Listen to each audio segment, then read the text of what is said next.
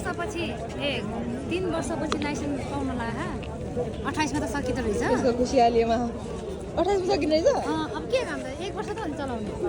त्यही भए पनि चलाउनु के छ र इलेक्सनमा जानु पर्ने उहाँको लाइसेन्स झरेको रे आज लाइसेन्स झरेर टिप्न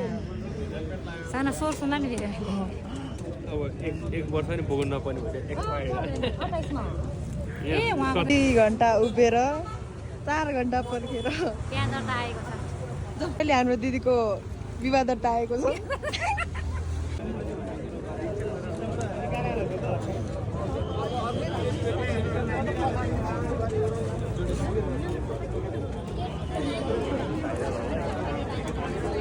असम्भव